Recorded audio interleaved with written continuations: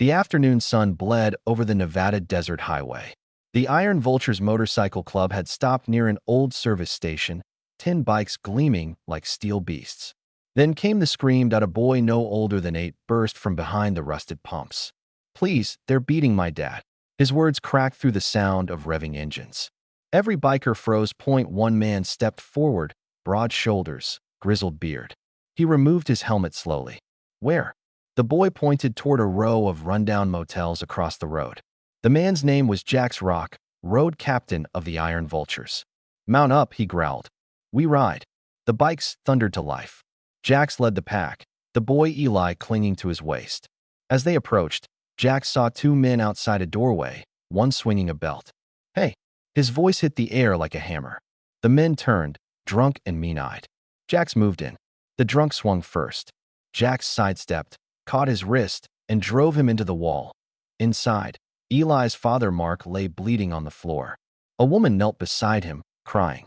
"Landlords," she stammered. Said he owed rent. Police sirens screamed in the distance. The Iron Vultures didn't run. When the cruisers pulled up, Jax raised his hands. "They were beating him when we got here." The woman nodded. "They saved us." When the police left, Eli stared up at Jax.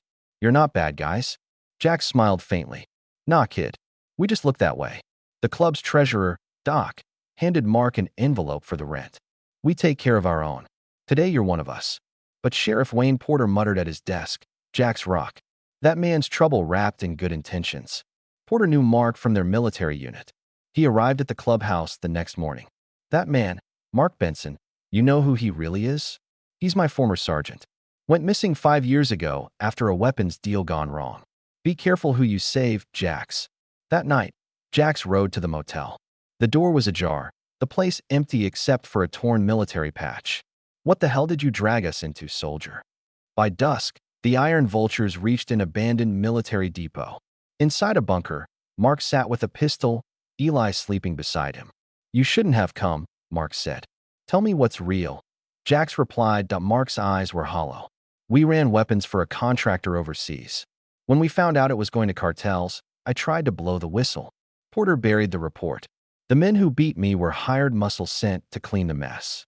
Engines echoed in the canyon. 3 black SUVs appeared. Gunfire erupted. When the smoke cleared, Mark knelt beside a fallen attacker and pulled a badge.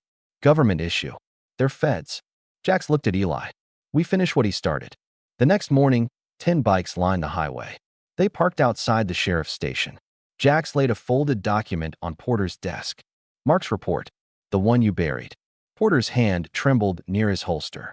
A single gunshot shattered the silence, grazing Jax's arm as he shielded Mark. Deputies wrestled the gun from Porter. "It's over," one said quietly. Days later, Mark and Eli rebuilt a battered Harley together. Jax's jacket hung on the wall. Every Sunday, the club rode past, honking twice. Once for the father who stood up, once for the child who believed. Weeks later, Jax stopped at the old service station. Eli appeared on a bicycle. Jax handed him a keychain shaped like angel wings. "Tell him we all ride for something." "What do you ride for?" Eli asked. "For the ones no one else will."